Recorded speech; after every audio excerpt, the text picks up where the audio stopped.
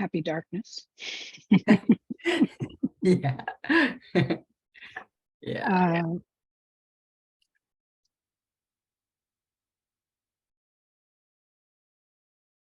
this class is an experiment, as a series, like a lot of mine are. It's dealing with material that I know very well and that I love, but a way of organizing it, presenting it, or perhaps the lens through which we'll be looking at the practices, feeling them, is new to me. I kind of always touch base with space and time. What does this look like through the lens of time, through the lens of space, because those are the big ones, right? But with this series, I feel like I'm asking you to take an extra step and consider that spaces aren't empty, or many spaces are quite full. In fact, we would call them volumes or objects or masses, but there's still a enclosure, a delineation that we can work with the space. So the example that comes to my mind is the liver. The liver is not the lungs, even though the lungs aren't empty bags, but the liver is a density, it's an organ. We can call an organ an object. But when we work with it energetically, we are filling that liver space with chi, with color, with breath, exhaling out of that space what the liver is being compromised by, whether it's old or stale or mismatched or stagnant. So that you might find a little resistance to thinking of certain things as spaces. Just open that, set aside the logic or our tried and true logic for something a little more elastic, maybe. So because we had a lot of people who are new to me who registered, I want to just put at the front of the class a little administrative stuff, because at the end I'm going to forget. So I want to emphasize that all my intro classes are full and sincere practices. They're not just mumbo jumbo to get you interested. However, I can't always present some of the longer or more deep practices in full in 90 minutes, knowing that that may be all of the time I have with you. And for the series, I don't teach drop-in classes. I find that they're next to useless unless you're just doing something very physical. And I like to go much deeper than just physical movement. I record all the classes. This class will be posted to YouTube. If you registered, you'll get an email from me with a link, and that's pretty much permanent. Maybe a little too Taoist to say, you have it forever. Who knows what the future holds, right? But I have no intention of time limiting it. And for the series, also recorded. Those are not posted publicly. Those are posted only to the group of students who are taking the series. And if you miss a class, you can view the video. You can also view it to repeat if you were here live. And I continue to give people the option of a 15-minute one-on-one with me when they miss a class. I want you to feel like you can ask questions. I want you to feel cared for, frankly. And if you're only on video, I think there's a little bit of feeling of isolation that I'd like to counteract, maybe, if possible. And the last little bit of business is I'm offering a series of group EFT, emotional freedom tapping. That's 5 Fridays. And it's starting the 16th and going through the 13th of January. Basically, ideas help you get through the stress and overwhelm of all holidays and the end of the year. And that is also not going to be a drop-in. I didn't feel like, and Luann knows about this, I didn't really feel like the response to the free EFT was warm enough to justify my time, basically. And the last little piece is I'm planning to teach ovarian Kung Fu again after the first of the year. I need at least 3 people and I close it out at 7 or 8. 2 people have expressed interest. So if I receive the minimum, I will teach it. If you're interested, you don't have to commit, but you should get in touch with me because when I don't get my minimum, cancel the class. Okay, business is over.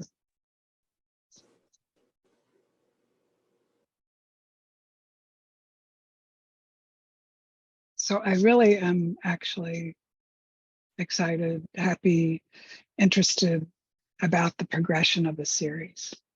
We're going to start with our inner space. We're going to start with our internal, the internal space of our body. And tonight, that's pretty much what we're going to do. And then we'll repeat a lot of this, adding to it for the first class of the series. We're also going to do a little bit of stepping out, like Wei Chi Aura. We're going to just, those will probably be like little tastes of the practices.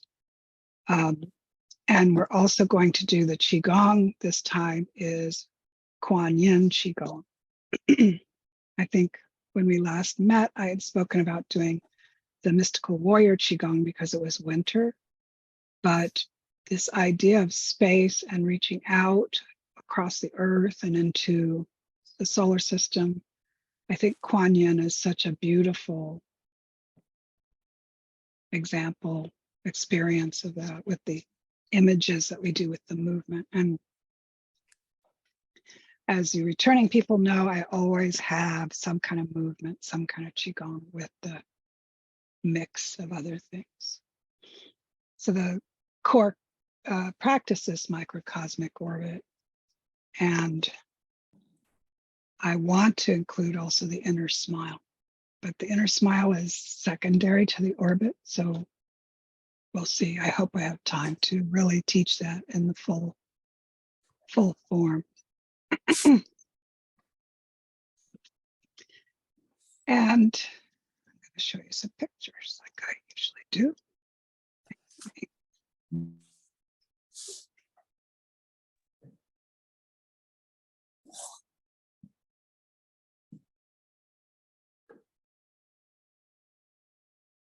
Okay.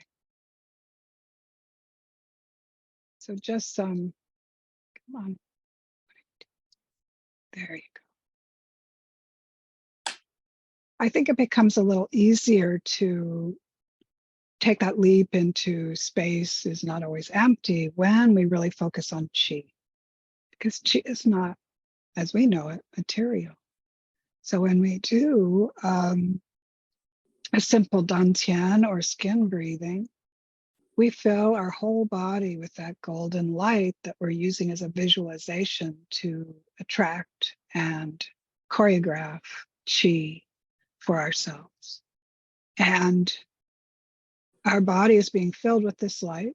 Chi is attracted, regardless of whether it's muscle, bone, or organ. It's almost like we're human-shaped balloons filled with helium or air.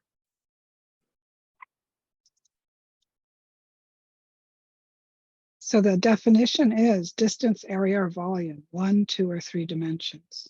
For those of you language people or sciencey people. And this I found very interesting from the astronomical point of view. I'm just going to read it quickly. Space is not empty. Any point in outer space is filled with gas, dust, a wind of charged particles from the stars, light from the stars, cosmic rays, radiation left over from the Big Bang, gravity, electric and magnetic fields, and neutrinos from nuclear reactions. Dr. Henning Gentz points out that space is also filled with dark matter and dark energy. Even if all these things could be removed from a certain region of space, three things could never be removed: vacuum energy, the Higgs field, and the space-time curvature. So what we think of as open space, or any kind of space in a vessel or a room, is packed. Why not pack it with chi, I guess is my bottom line, bottom point. For new people, I think this is an important foundational idea, that in Taoism, we think of our physical manifestation as multiple bodies.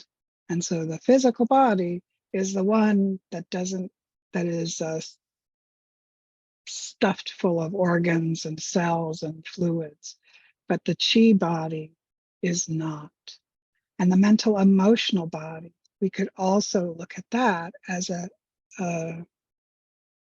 non-material space.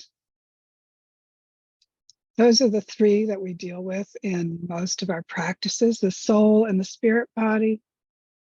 The lack of material manifestation in both of those could set us off into a pretty interesting contemplation about soul and space, spirit and space.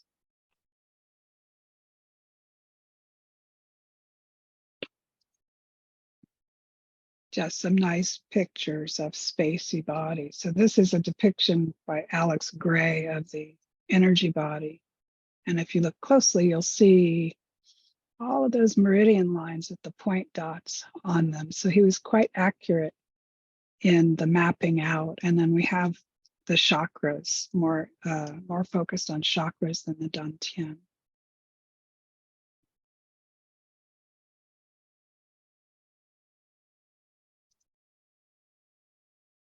So, because I like to tell you what we're going to do before we do it, this is what we're going to do.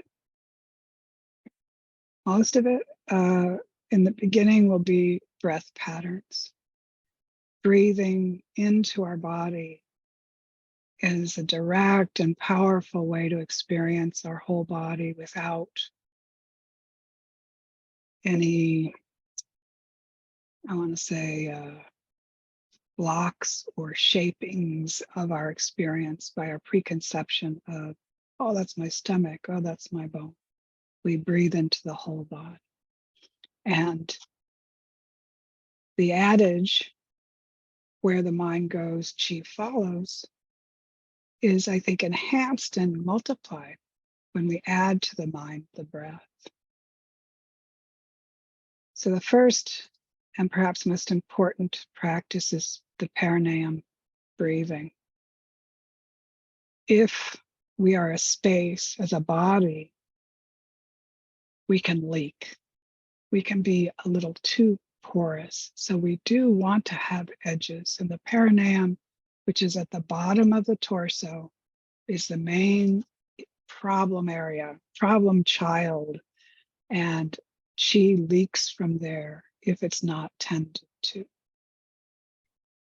Luckily, it's a very easy practice, a very short practice. It just must be cultivated.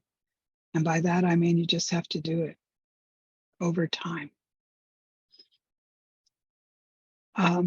Because I don't know who will be seeing this video, I'm going to go back to some super beginning stuff. The Dantian. When we say the Dantian, we're talking about the lower Dantian, but we actually have three.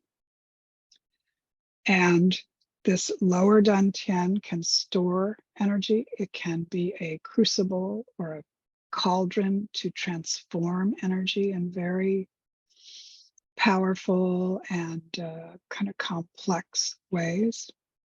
And that's the one generally we use in our practices. The middle Dantian, which sits at the heart center, And then the upper dantian, which is in the center of the brain and much smaller than this diagram. That's more accurate. They get smaller in the, can I call it pseudo-physical space they take up as we go higher, but we also want that to represent how much chi, how much attention, and how powerful they are in our bodies. We want our lower dantian to be the fullest, strongest, and it becomes the ballast of our energy body and much more resilient. If we invert this, which some people who are interested in ESP and other power grabs do, big problems, headaches, can even be hallucinations, can even be what they call Kundalini illness. That's a little hyper dramatic, but it kind of makes the point of how important it is to leave your upper dantian alone. In fact, support it not holding energy, to bring anything in your head down to your belly. There's a picture of a leaky person. That's what we don't want to do. So even though it's showing that chi is coming out of his crown, his feet, his third eye, and his navel, and his hands, those are much easier to control. It's the perineum, in our day-to-day life that we leave unattended. So that is the one that we need to pay the most attention to in our practices. The process is simple, and I'll go into detail when we're actually standing and doing it. But one idea, I want you to see this image of the jellyfish, because we inhale and open our perineum. As we exhale, we squeeze it, but we want it to be as soft and sort of complete as the jellyfish movement, not harsh or clenching like a muscular movement. So let's stand up and start practicing. I think the other details I can reel out as we do it, but we do want to start, and we're going to do the Kuan Yin movement at the end of class. Usually we would do movement in the beginning, but for today we're going to reverse that, just really for clarity's sake. So stand.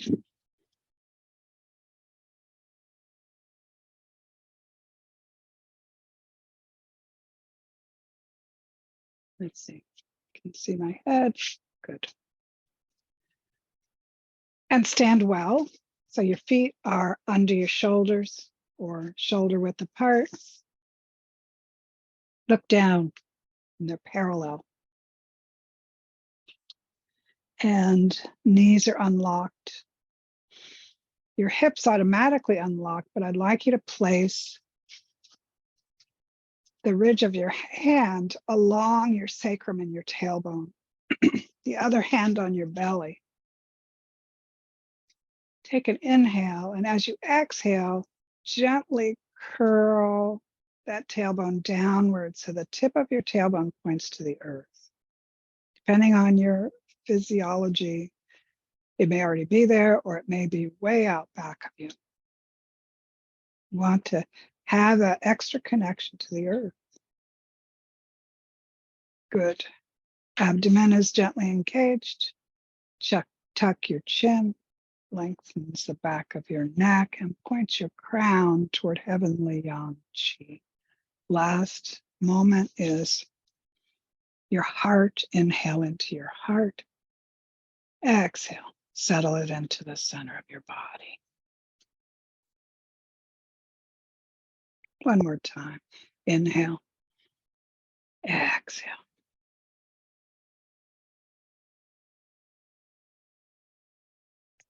So this is the structure. It's energetically neutral. With your hands, we're not using our arms. This is called Lao Gong. I'll forget and just call it that. It's the energy center in the center of your palm. We're not using that either. I like to put both hands on my dantian. So my dantian, lower dantian, is just below my navel. That closes off Lao Gong. So I'm not leaking energy when I'm trying to work with my chi. Now I'd just like you to float your attention down to your perineum.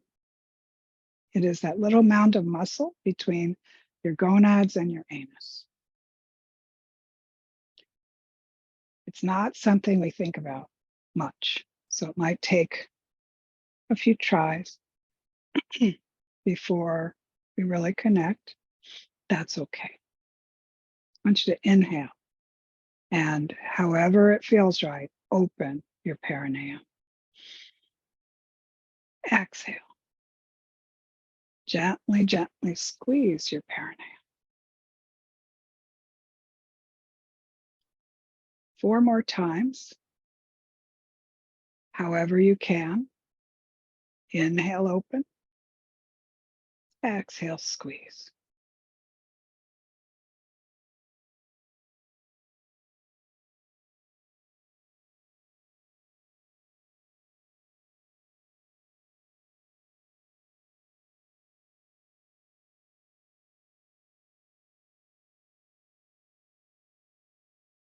Good.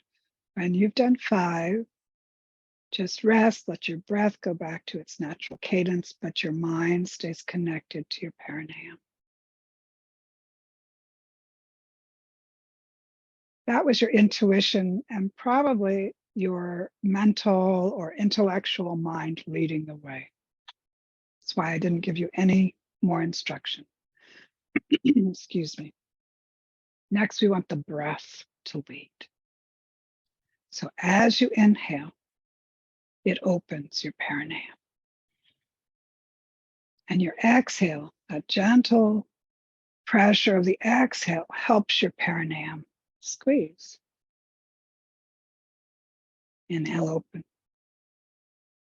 Exhale, squeeze. 5 times total.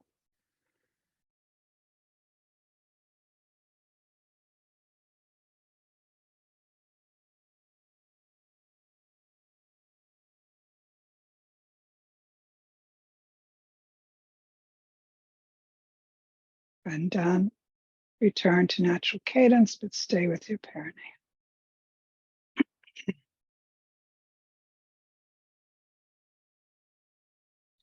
The last of the 3 steps, the perineum leads. So as your perineum opens, it draws in your inhale, draws in your breath. And as your perineum squeezes, you exhale. 4 more times.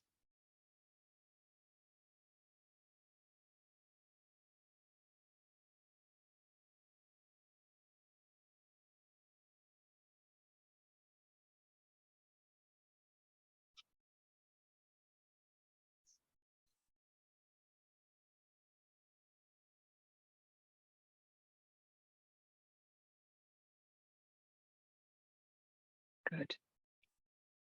So just relax, stop choreographing your breath, but see how your body feels. This is a very soft, gentle practice, and the physicality of it is going to be soft and gentle and subtle. You may be squeezing your anus, trying to squeeze your perineum. That is absolutely normal and okay. As you practice, excuse me, over time, we want this to become a chi practice. So your body is going to be very soft, relaxed, but energetically, your perineum is squeezing and opening. That's the goal. There's a little bit of a learning curve to that, sensitizing curve. Why might we open it if we're trying to close it? Because this is also where we can take in the chi of the earth, and to have it just closed off and frankly fear-based of losing chi is not the best approach. In fact, it can be counterproductive. So we want to be able to open our perineum when we're taking in chi from the earth or from below us. Usually it's the earth, sometimes water. But when we're at rest or otherwise engaged, the kind of default is a resilient, I want to say snappy close, kind of like a, no, not the best analogy. I was thinking a kitchen door. So it automatically closes, but it's not rigid or locked. Good.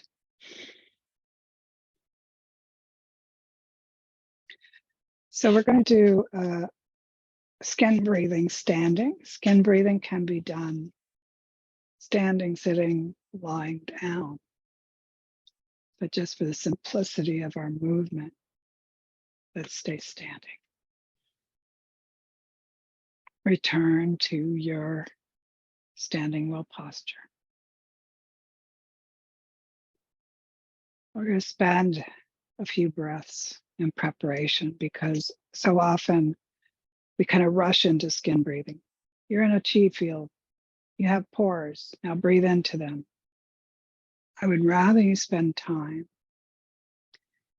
visualizing, finding the visualization that really moves you of the chi field that you live your entire life within. The classical image is golden light, can be golden mist also.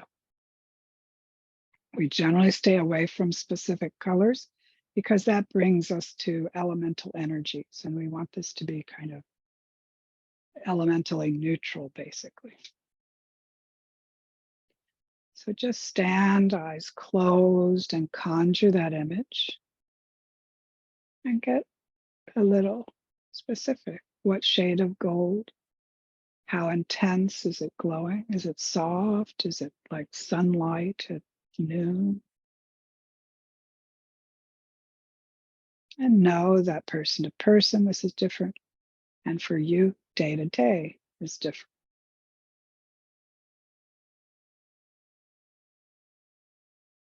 And as you just enjoy being enveloped in this life force energy of the planet Earth, bring into your mind, bring into your senses the pores of your skin. The statistic is about 5 million. Each person has about 5 million pores.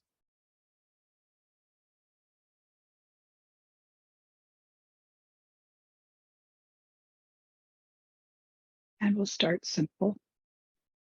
Right? Nice, soft, but abundant inhale.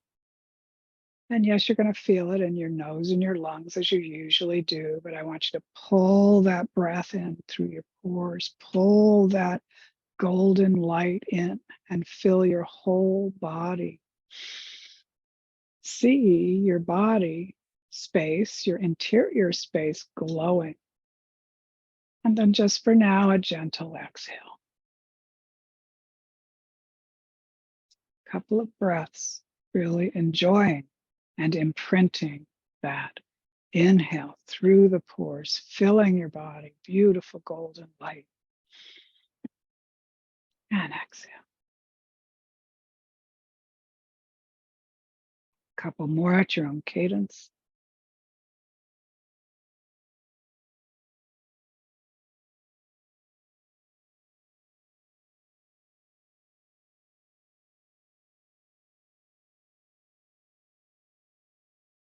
And Tao is nothing if not efficient. It's one of the things I love about it most is that it's very esoteric, very practical, all at the same time. So we're drawing in this beautiful golden light. Our exhale isn't being utilized. Let's use that exhale through the pores. You can visualize grayness, cloudiness, smokiness, whatever image that is going to inspire your body to release what it doesn't need. Stagnation, excess, old energy, just bad match, inappropriate energy for you today. So reconnect with that chi field. Inhale through the pores, filling your body. You can even visualize yourself expanding a little bit to hold more. Pause, hold that beautiful light. And as you exhale, through all your pores is grayness, cloudiness, stuffiness, stagnation. Several breaths at your own cadence.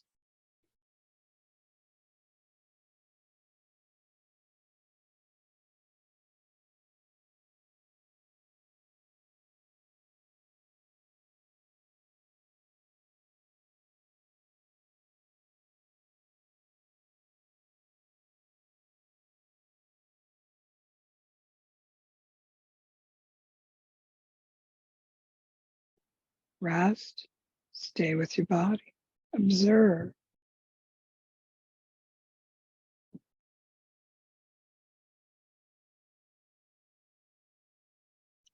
Stay. I'm just going to close my door here.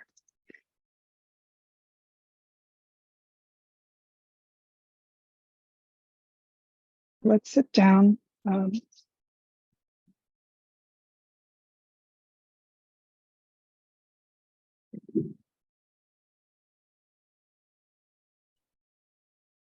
think we have time to expand our skin breathing into bone breathing.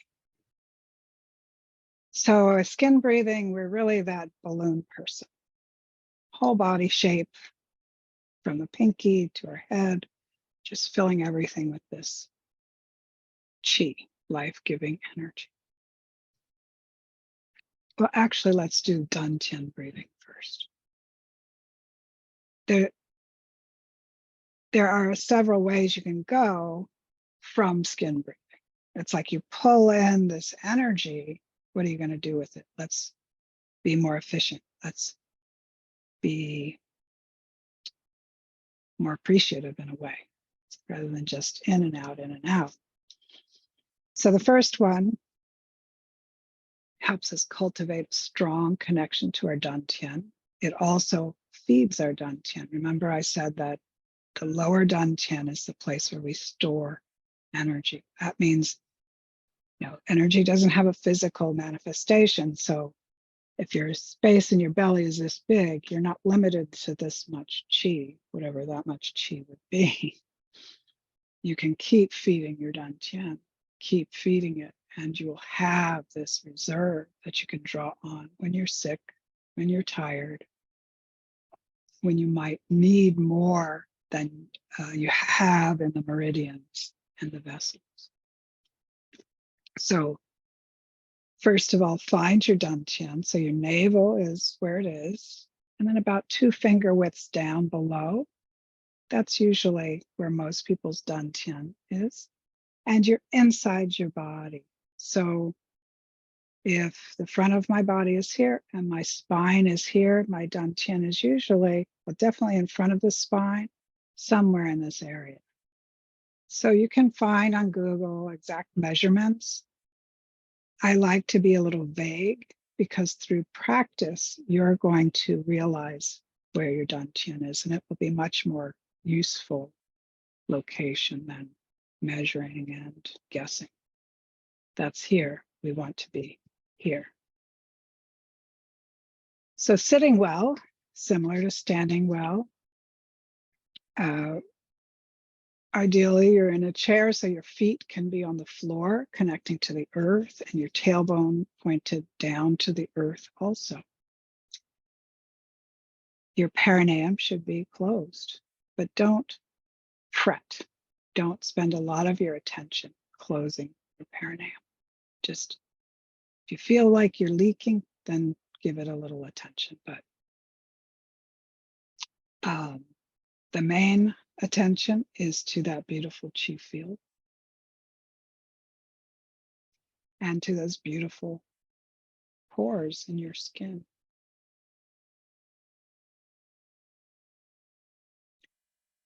Same as before. You inhale that gorgeous golden light filling your whole body, just like the balloon animal. And for now, as you exhale, just draw that precious golden light into your Dantian.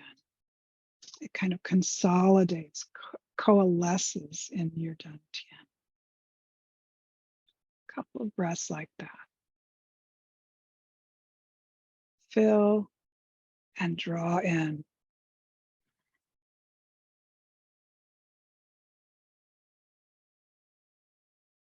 And I would suggest to everyone, when you fill with this light, don't rush to the exhale. Don't rush to the next step. Hold your breath and just be with it. It's not a breath holding practice, but it's a pause. And end your dantian. Now let's add that releasing of the stuff we don't want in the gray and cloudiness. So you inhale, filling your whole body. And as you exhale, you're doing two things. You're drawing that golden light into your dantian as you release that grayness out your pores. Inhale, fill yourself. Exhale. A couple more breaths.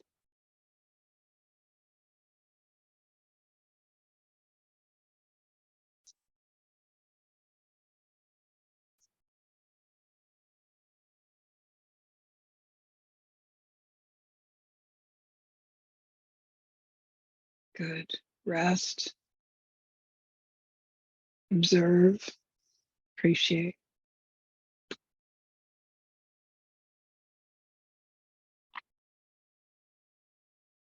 And reminding, I say this a lot. I feel like I need to say it a lot. One of my teachers said these things work. Qigong, Nigong, basically the Tao way of doing things. They don't work for two reasons. One is you don't do it because we have the Western mindset of it's a pill and something should change as soon as I take the pill. Or we just have a busy life, etc., etc. The other is that we don't notice we've changed. And this is particularly true of these relatively gentle breathing practices. You're not hyperventilating, you're not doing anything rah. You want them to be gentle because you want them to be moving your energy, not your oxygen. And you just have to, I think, take off my New York City, big noise, big projects, everything's big and easy to perceive. Slow down and appreciate and be patient. And that in itself is, I think, for me anyway, so valuable. So let's do another, not the only other way we can use this beautiful chi that we've taken into our whole body. And that is bone breathing. So let me see something here. Don't have my bone breathing image, but I do have a spine. Yeah, that should work.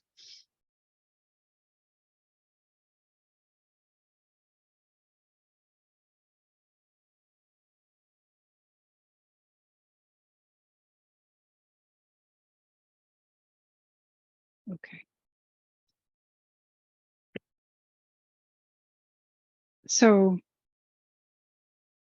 there's a long explanation of why we should do bone breathing. Mantak Chia, I'm sure you can find it on YouTube. He has generously posted so many videos there. I don't really understand it. I just do it because I value my bones and I think that this will help them. But he has, or maybe it's the tradition, has this idea that as we age, the marrow in our bone turns to fat. And it's not like the kind of fat that you can move or gain with diet. It's a aging type thing. And bone breathing will prevent it and even will change some of our marrow back to being happy and healthy, I guess we could say. So I'm not sure how helpful these are because what we're going to do, I'm going to turn this off so I can See me rather than the bones.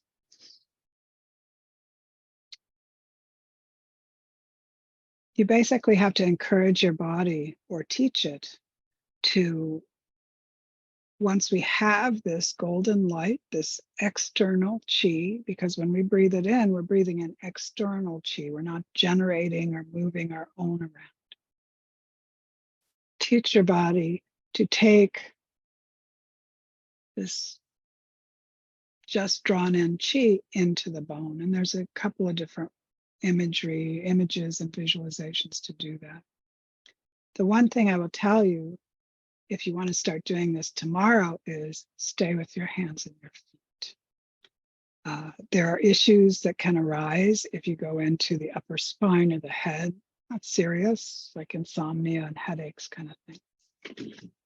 Safe to stay with the hands and the feet. Actually, today we're going to skip the feet to the hands up to the forearms.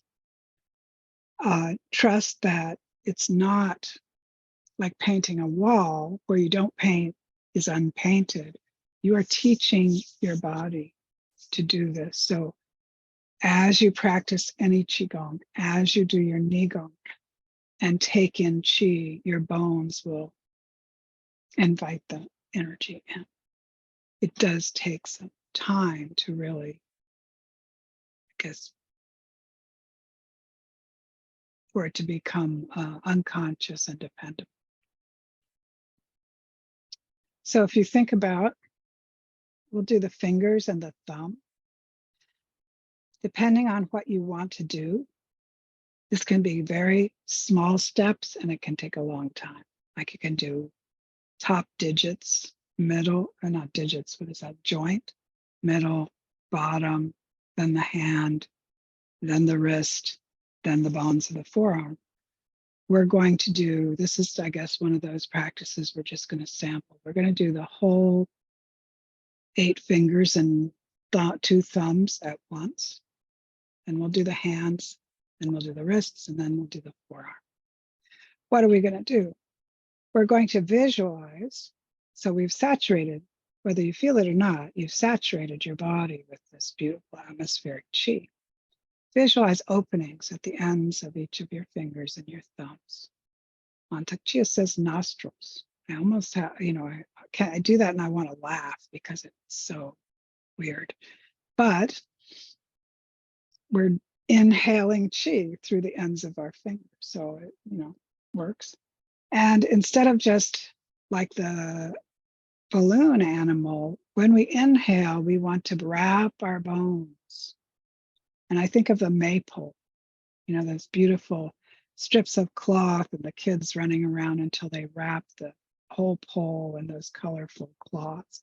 We want to do that with our energy, with our golden light.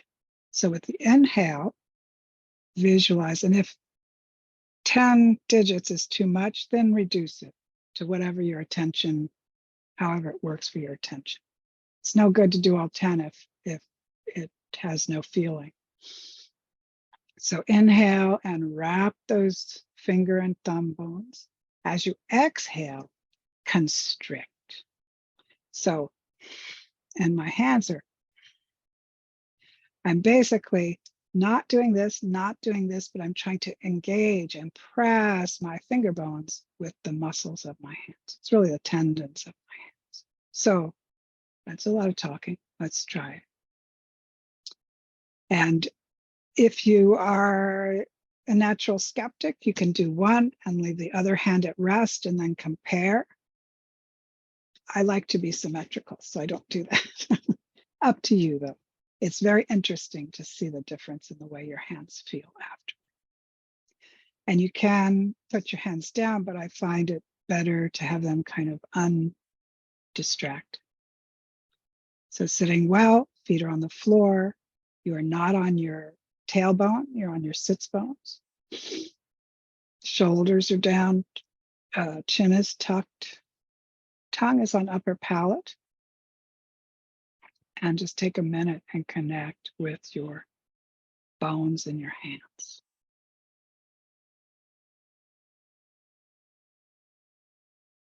Even though we haven't done inner smile, you can smile into your hands.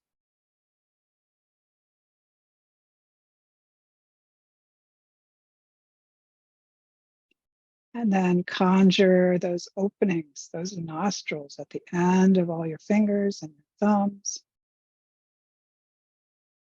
And inhale, drawing in that golden light, wrapping just the fingers and thumbs. Leave the hands and the wrists at rest.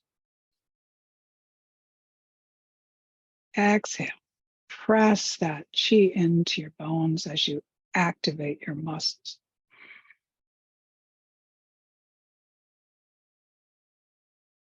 Inhale, wrap them again. Another image might be like an ace bandage of chi. Exhale. And you might hear me, this is a glottal exhale. It's just helpful because you're engaging your fingers to close your glottis a little bit, but it's not required. Inhale and wrap those 8 fingers and 2 thumbs. Now hold your breath and let the wrapping continue. And exhale.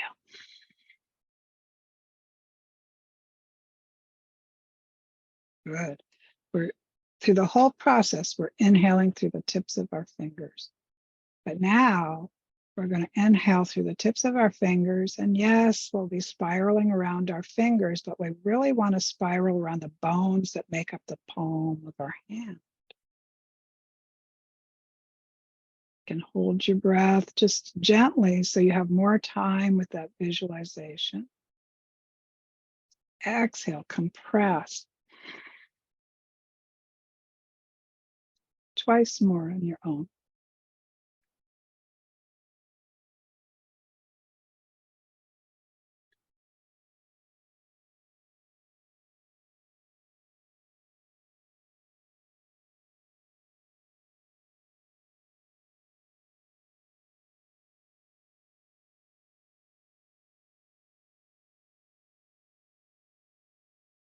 And don't pause, we're going to keep going. And then at the end, we'll pause. So move to your wrists, and you do not have to know the location or the shape or the little bones of your wrist. Just know it's this area. Same thing, open the ends of your fingers and your thumbs. Draw that golden light in, down your fingers, through your hands to your wrists, and wrap your wrists. You can imagine wrapping each little bone, or you can just wrap the wrist as an entirety. Exhale, press it in. Twice more.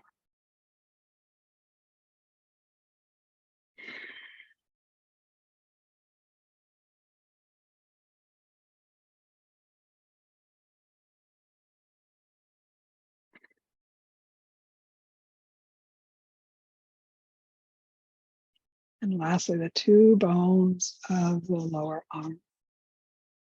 So you can feel them to help connect if that helps. And for me, I've been doing this, so I'm going to extend my arms a little more. And inhale from the tips of your fingers, down the fingers, through your hands, past your wrists, and then wrap both of those long bones. You can slow your inhale or hold your breath, but it may take a little longer to do these bones. And then exhale, press, compress.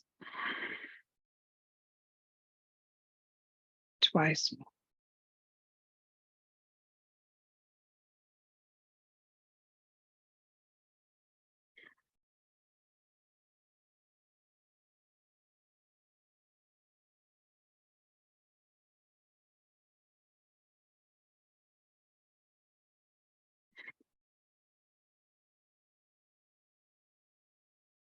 Now rest.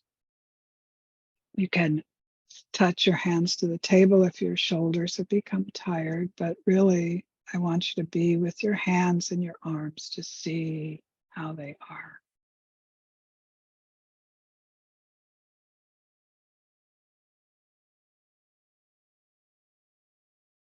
you do me the favor of unmuting and sharing what word comes to mind, because people are so different. Tonight, different than usual, my hands feel huge, like clown hands.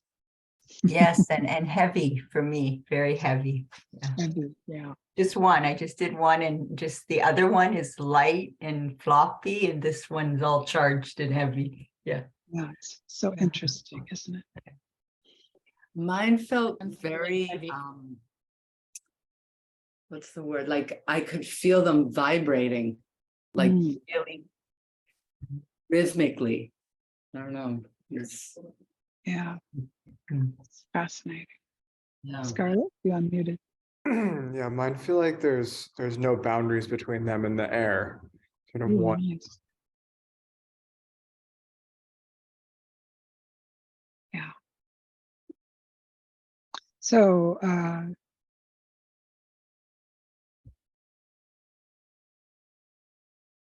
everybody needs bones, I guess. Is I want to do a sales pitch for bone breathing. Everyone needs bones, but everyone needs red blood cells, right? And that's where they come from. You need good blood, you need good bones, and in my mind, sleep is connected to my bones. And there is a Japanese expression, my bones slept, meaning I slept really, really soundly. But when I do bone breathing, and I don't do it right before I go to sleep, I don't really do much breathing because you don't want to super oxygenate yourself to keep you awake. But I always feel like I go right to sleep and it's uninterrupted or less interrupted. So that's my sales pitch for bone breathing. You know, as long as you keep, and you can do the exact same thing with your feet, your ankles, and your lower legs. You can even include your patella. If you stay with the extremities, you know everything you need to know. And once you get into the spine, a little more skill is required, a little more focus. Any questions about skin breathing, dantian breathing, or bone breathing? Did you mean that you do the bone breathing and it helps you sleep, but you just don't do it right before you go to sleep? Yeah. An hour? I don't have sleep problems. So it's not like I'm doing it to sleep. It's just something I've noticed. But I generally would not do anything like that where I'm taking really deep breaths right before bed. So the 9 turns, which is very gentle, would be more appropriate for being in bed and making that switch over, that changeover from waking to sleep. Yeah, but everyone's different, you know, so try it. And if you can't sleep, then don't do it. You've only lost one night's sleep, right? Since I've retired and I'm kind of in control of my days, I'm very offhanded about, Yeah. oh, you just lost a night's sleep. Or other people are like, oh, I can't. Whatever, you can make Yeah, it whatever. We have another chance tomorrow. You know, I think a lot like the last few years when I meditate, I think about all my organs, every single one of them. And you're right, it's important to think of the bones too, because they're living and they're like, I'm really glad to think about my bones and put thought and care to them, because then they will be healthier. If I think about them more, like where your energy goes is good. Like, yeah. That's great. And you can store chi in your bones also. Okay. Bones, the lower dantian. Those are the 2 main places. Once you get into the organs, they need their own kind of energy. So you can't just bring chi into your liver or your spleen. You have to be elemental about it. Yes, and one thing I learned is you spoke about the chi is coming from outside of ourselves, and that's very important. That makes it unlimited. That gives me so much. I was thinking I'm using my own, so thank you for saying that. Like, yeah, I thought it was mine I was working with, but it's so vast, like, right? Like Every something like breath, that. every Okay. breath. Yeah, Mm. excuse me. So I want to, oh, good. This, the last, let me check.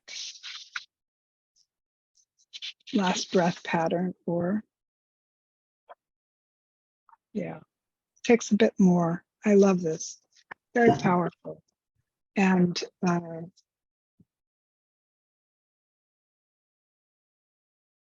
I learned it from, I just lost his name.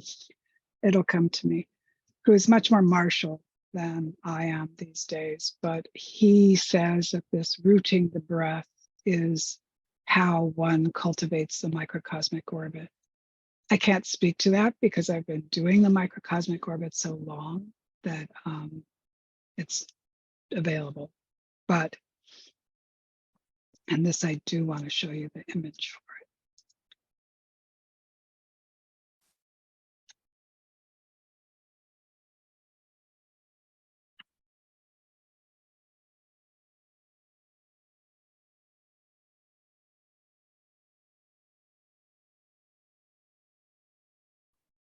So basically,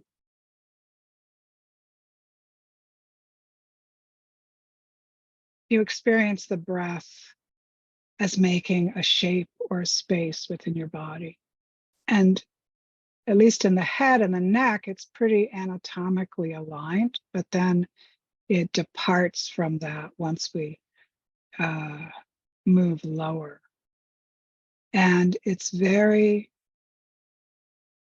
I'm gonna say leisurely, or there's something wonderfully slow about it that you really shouldn't rush. So you take a few breaths at your nostrils, and that's where your mind is. You're feeling the air enter your body at your nostrils. And then you move your attention to your nose. It's like just inside your nostrils, to the bridge of your nose, and you take a few breaths there. And then you combine them, the nostrils and the nose. And you feel that shape, that space. And then you go to your sinuses. And you combine all three. And you work your way down. So after sinuses, you feel the breath moving down the back of your throat, down your esophagus, so down your throat. And then you combine from nostril, nose, sinuses, and throat. And you breathe into or with that space. And then you move to the sternum and combine everything from sternum to nostril. And then the abdomen. So this is the center of the abdomen. It's not the flat, open space of your whole belly. But you stay and breathe into that space or shape, and then combine everything, nostril to abdomen. And then lastly, the perineum. And then the whole shape. And then after feeling the whole shape for several breaths, I focus on being rooted in the perineum. And that's what the rooting is. You're rooting your breath into your perineum. So you see this little GIF image moving through the parts, combining the parts.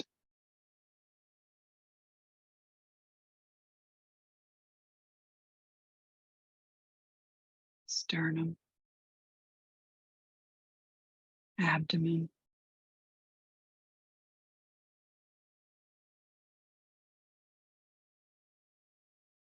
got stuck.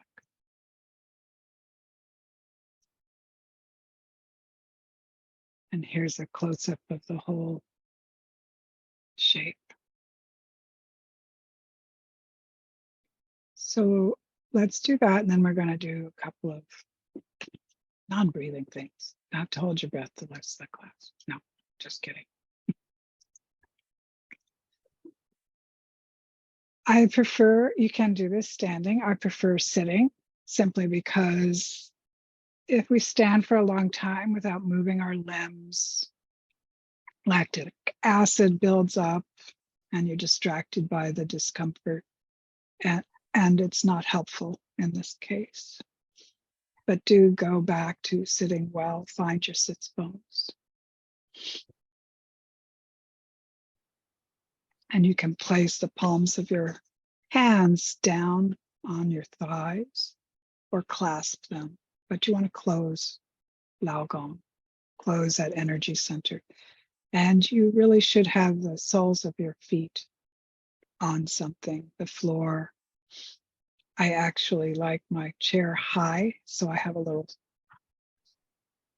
thing. It's like a little wooden, I don't know what it is, little step, so that my soles can be closed. And close your eyes. Tongue is on upper palate. And coalesce your focus to that moment where the breath enters your body, the edges of your nostrils.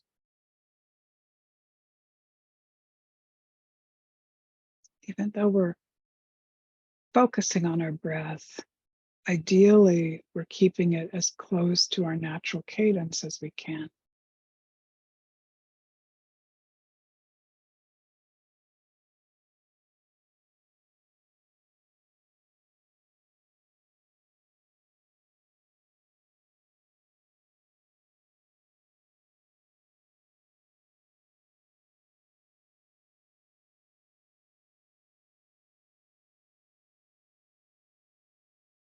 And move your attention into your body, into your nose.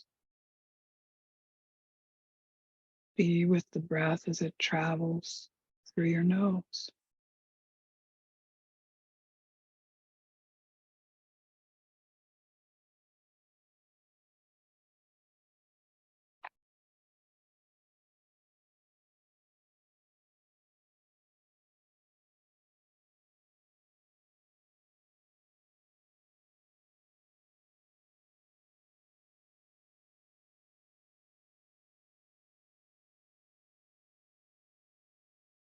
And reach your attention backward.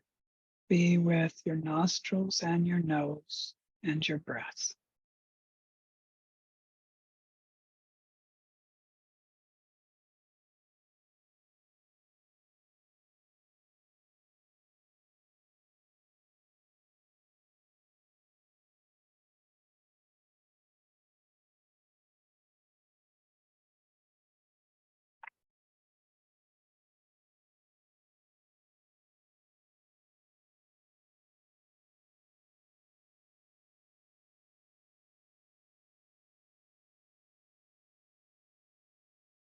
Now shift your focus to your sinuses.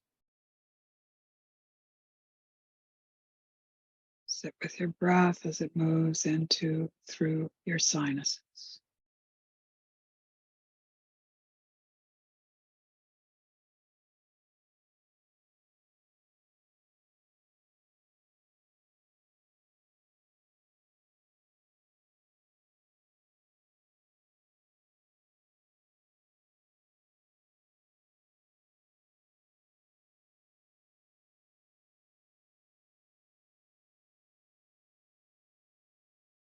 Now from nostril to sinuses.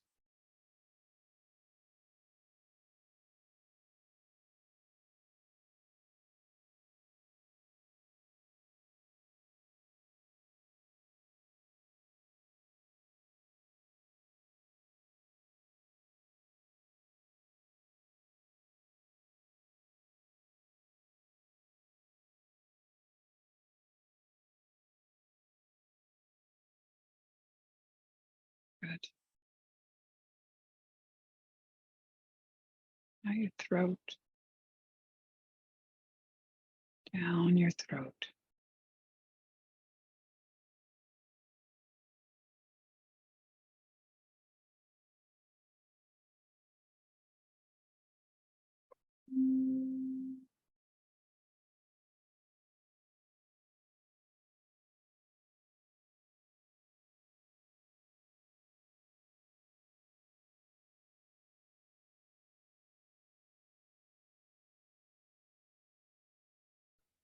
Nostril.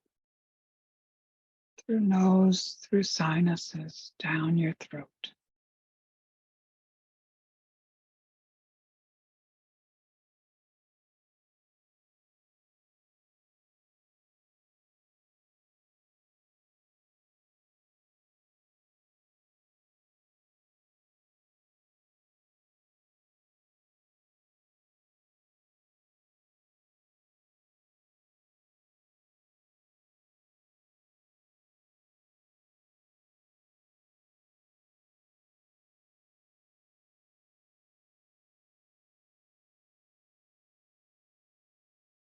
Now your sternum. Feel your breath in your sternum.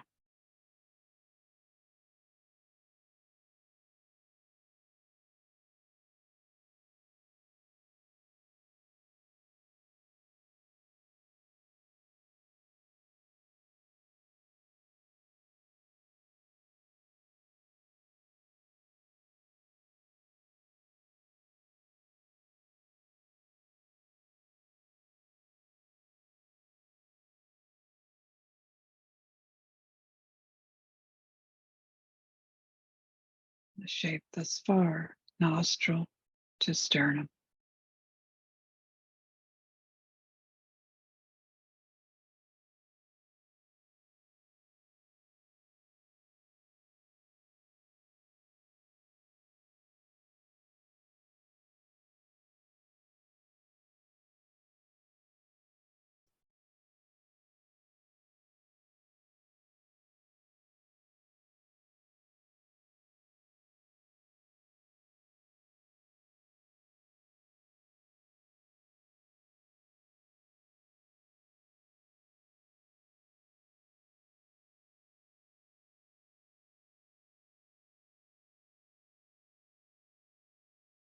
And your abdomen, the center of your abdomen.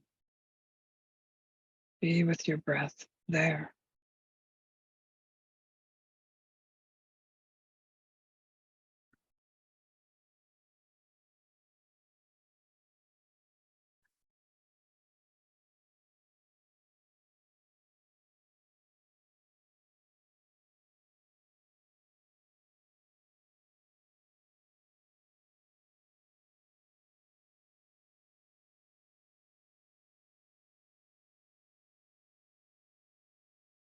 And the shape, the space between nostril and the center of your abdomen.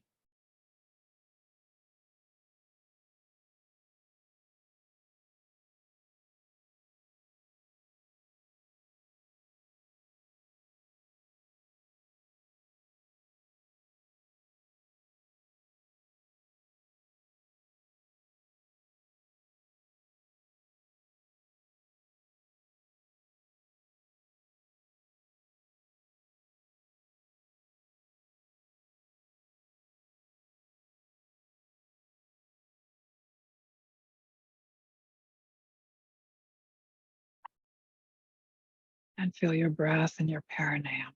So this is the perineum inside your body, not the opening or the energy center. Feel your breath in your perineum.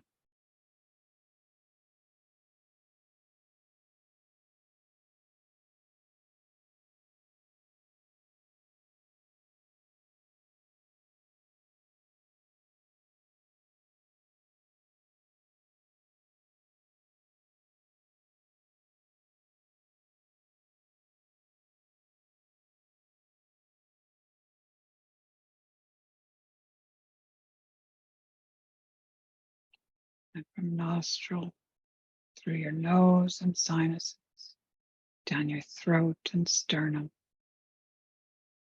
down your abdomen into your perineum. Root your breath into your perineum.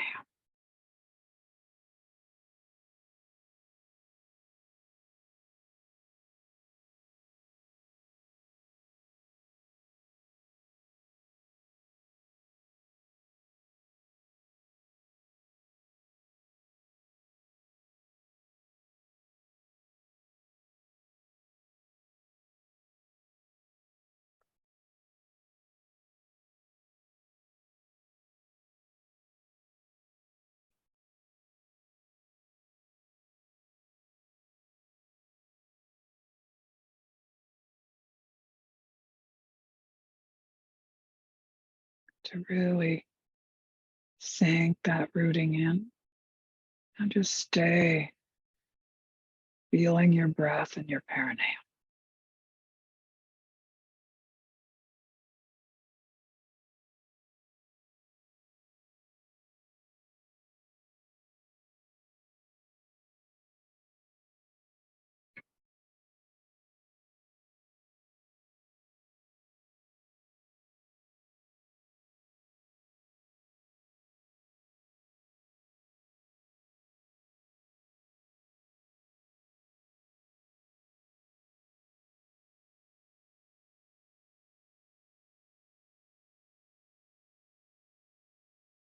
And rest.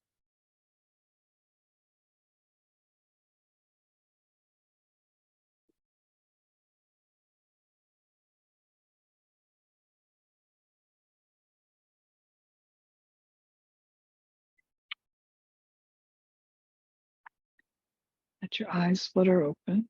Let's bring down heaven by inhaling, circling our arms up. Exhale. Draw that heavenly energy down to earth 3 times.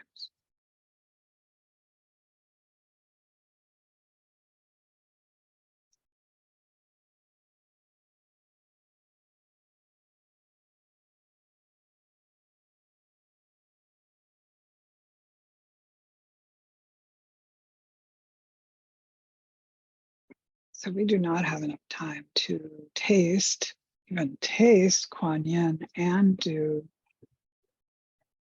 8 mudra. So I would like to do 8 mudra because we have been doing such wonderful things coming here. Let's take advantage of that by expanding outward.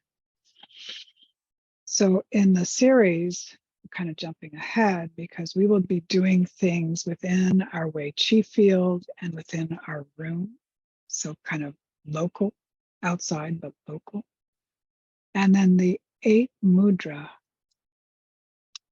we can send our mudra, our self, our hearts, all the way to the horizon. Let's see. Oh, there we are. And basically, I invite you to realize or to keep in mind that the walls of your house are not obstructing the sending of yourself or your energies. You can send through walls, through glass, through cars, doesn't matter. It's non-material and so more powerful. But we start, so where we start is there's some flexibility, but it's either north or south. Chinese, it would be, in South China, it would be south, and north of China would be north. Let's start with north because that seems the common starting point in Western thinking. I'm going to I'm going to cut this off and demonstrate each one.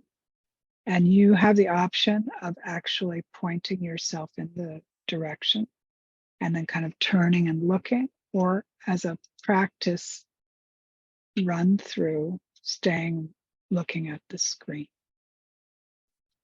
But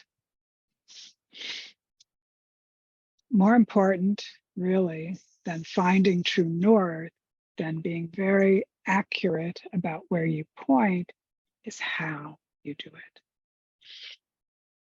The easiest way, I will give you some information about how to do it if you want to try it at home. You visualize standing on a clock face and your toes start at 12 o'clock. And then we turn clockwise. So you move your right foot to about 1:30, in between 1 and 3. And then you turn. And then you move to face 3 o'clock, then 4:30, then 6 o'clock, then 7:30, then 9 o'clock. What is it, 10:30? Yeah, must be 10:30. And then back to 12 until I have a digital watch, right? But it's about, I am here and I am sending, it's like gifting your heart using this mudra as a vehicle to each of the 8 directions. And so reaching out to the earth, reaching as far as you feel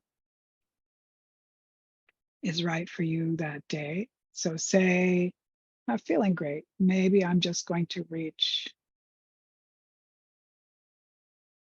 a couple blocks. If it's springtime and you're popping, go all the way to the horizon, visible or not. And that's the ideal, right?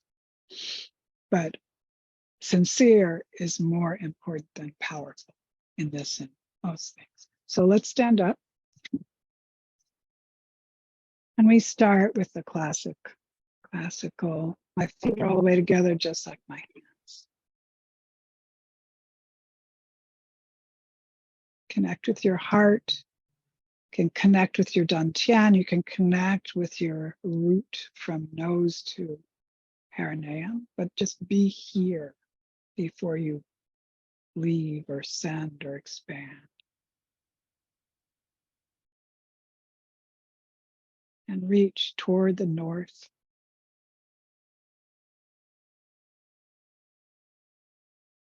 And then that little turning. So I won't continue this, but I want you to see what it looks like. My right foot and my left. And then this opens, pinky and thumb stay touching, and I open like a blossom. And I send my heart, my mind, my cheek. So it would be to the northeast.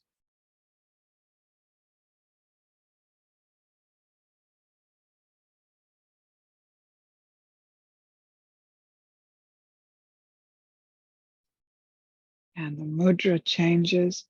Index and thumbs touch. These are straight.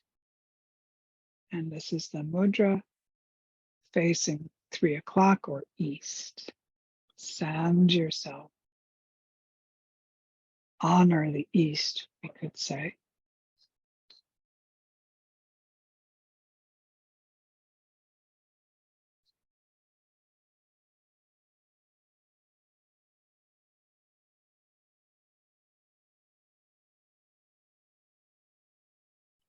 And then to southeast, the hands stay just as they are. One rises to about the third eye, one lowers to about the dantian. And reach out for the southeast.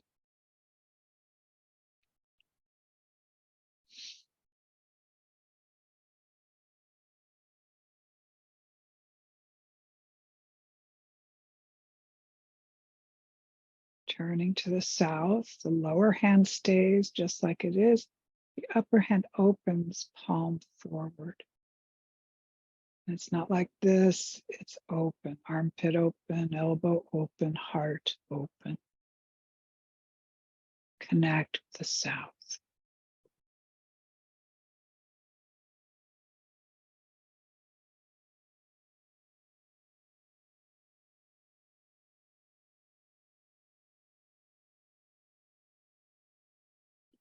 Turning to the southwest.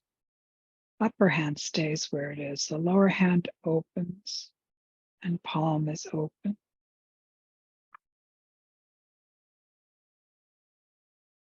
Connect with the southwest.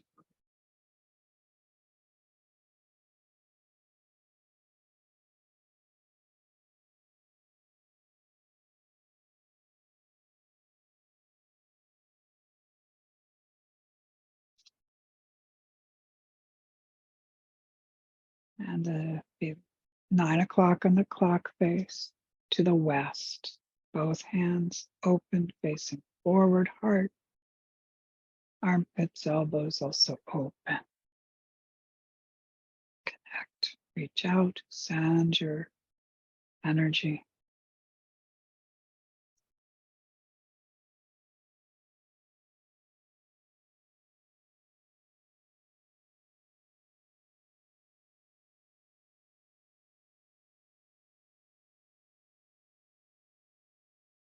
And northwest, hands come together, thumbs touch at the dantian.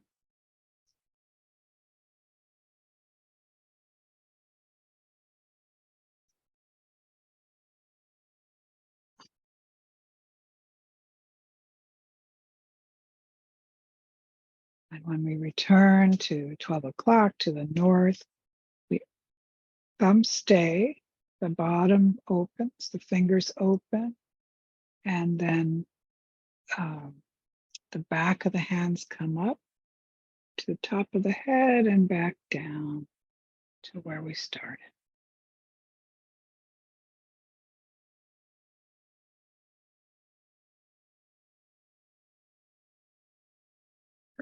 Any questions?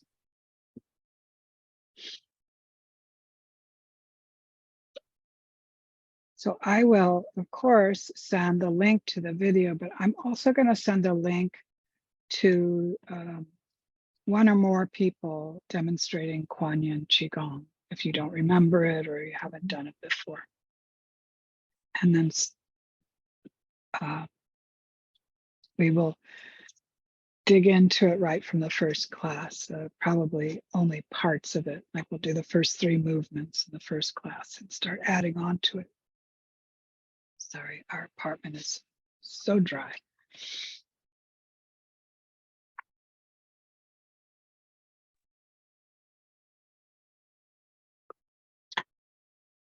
No questions. How about comments? I had a question about the rooted breathing. Sorry? I had a question about the rooted breathing. Sure. So as we're going down and visualizing the breath, like through our nostrils, etc., are we like visualizing the breath going all the way to the or to the perineum and like pausing on each space, or are we just like breathing into that particular space? It's like if you think of it as a tunnel, Okay. but it's not a straight tunnel. It's, got shape to it. So it's not pausing in each of the areas. Okay. Yeah, but I have a question. pause when I inhale in the perineum, just because I feel like my mind isn't as quick as I could do it. So I want to give my mind time. That helps. Yes, Scarlett. I was thinking back to the first exercise we did where we were allowing the perineum to close, to contract on the exhale, and then on the opposite, the breathwork traditions I'm familiar with are more yogic, and the pranayama teachings, and they do kind of the exact opposite, where there's a visualization of pulling chi or energy like up from the perineum in and up into the third eye, and then closing the perineum and holding at the top of the breath, and then releasing as you exhale. And I was wondering if you had thoughts on how those two relate. Like why are you choosing to close on the exhale versus the inhale?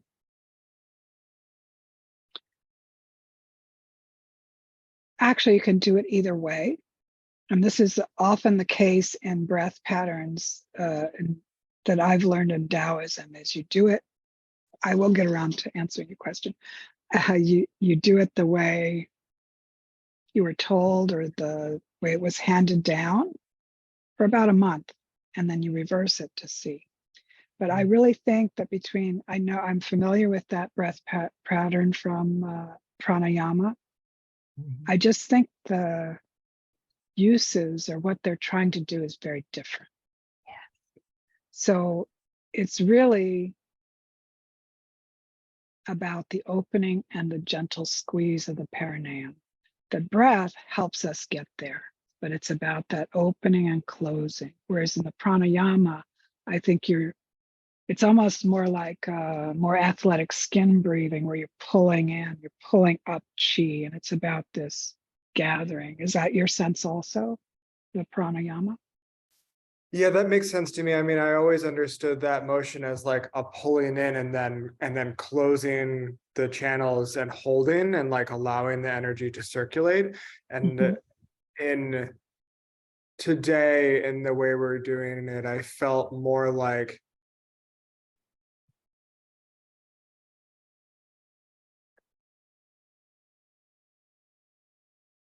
yeah, I definitely felt more like it was a learning awareness around the relationship of the perineum and the breath and how that channel opens and closes, more like a diaphragm, like push-pull feeling than a like holding any sort of energy in. Yeah, diaphragm's a good word. Yeah. I practice yoga too, and the athletic aspect of it.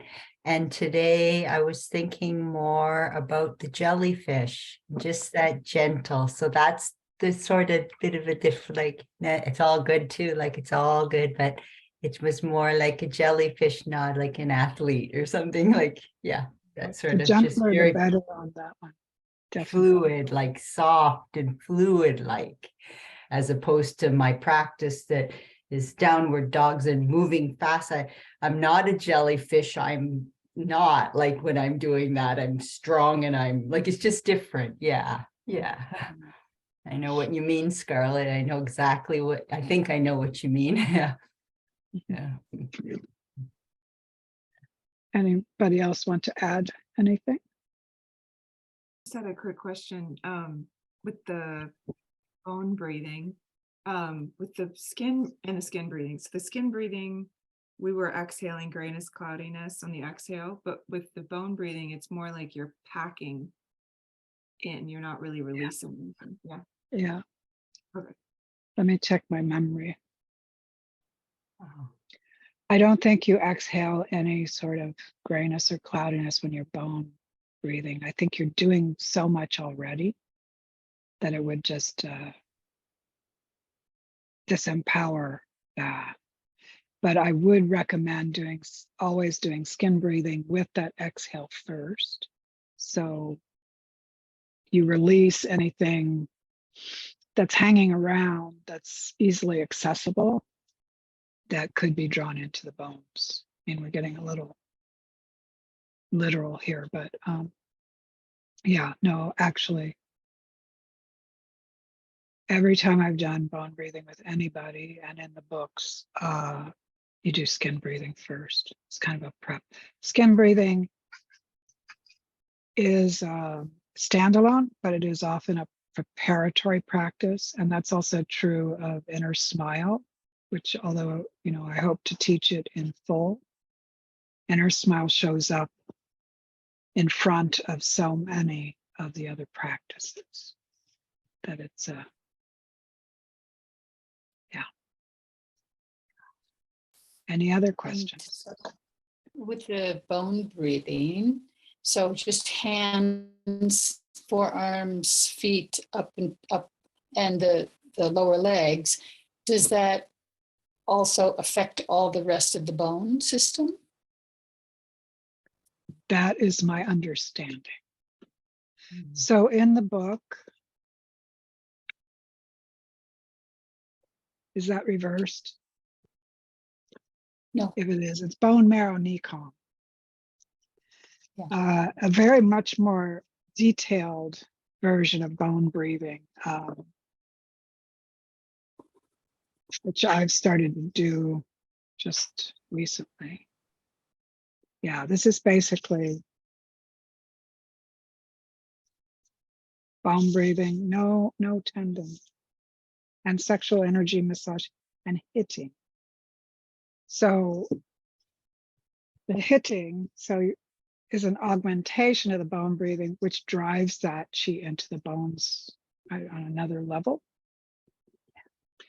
But in that book, it takes it further, where you are drawing in the chi into the bones, up the arms to the shoulders. Here you go into the skull and back out, and you're doing it from the feet at the same time, and the two are meeting mid-spine, and then you release it back out, hands and feet. But I've been doing this stuff a long time, and I'm like, it's a lot, and you don't want to leave it in your skull. So generally speaking, the instruction, unless you're really going to dig into bone breathing, is extremities. Now you can go up to shoulders. The femur is the largest bone in your body, so I would hesitate. But you can go up to the upper arm. Yeah. Depends on if you have Right. bone issues too. Older women, we tend to have some demineralization going on. But Lori, I would definitely think you might find this interesting. Yeah, I think so. Thank you. Once I have more of a handle on, I don't know that I would teach the full one. What am I saying? I want to teach hitting again. I think that's a really useful practice, and it's very accessible. Yeah. So maybe in the spring. Not sure. I think it is too, and I had to learn that I'm not like whacking myself. Like it's like a self-compassion thing, not anyway, it's just the way you, right? Like the way you Want to bounce. yeah, yeah. Yeah. Mhm. And when we're breathing, would you like us to use our nose, not mouth ever? Or just, I know you probably might say experiment, but what do you think? No, I wouldn't say experiment in that case. The position we always practice from is a beginner, assuming we're going to make mistakes. So if we make a mistake with exhaling our breath, we will lose chi. If you're an expert and you know how to exhale and release heat, but not your energies, then there are practices where you do exhale through your mouth. But generally, unless it's a very specific practice, mouth is always closed. Because And, you lose chi, right? You lose your chi if you don't. Thank you for that. I didn't really know that. Okay, I'll remember that. We make the mistake of losing our chi, but we assume we're going to make mistakes. Right. If you know how, you can, yeah, I see what you mean. You have to know how, you have to be at a certain level to be able to do that. You mean like to It's just master kind it. of subtle. Yeah. It's a good question. Interesting. Okay, I will do that. I will definitely just focus on with yoga. It's all the nose too, so I can keep doing that. Yeah, it's always usually. And Western, a lot of Western, I guess you call it calisthenics or athletics. They want you to exhale through your mouth. Yes, they do. Not a good idea. Interesting, eh? More questions. Well, very good to see you, Lauren and Julie. Been a while. Glad to see that you are still on the earth. And Emily too. Yes. It's really So good. next Sunday we'll Thank you. start.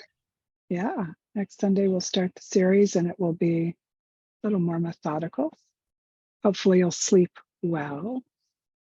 And I will send out that email so you can take a look at Kuan Yin, which is, yes, it is my all-time favorite movement, Qigong.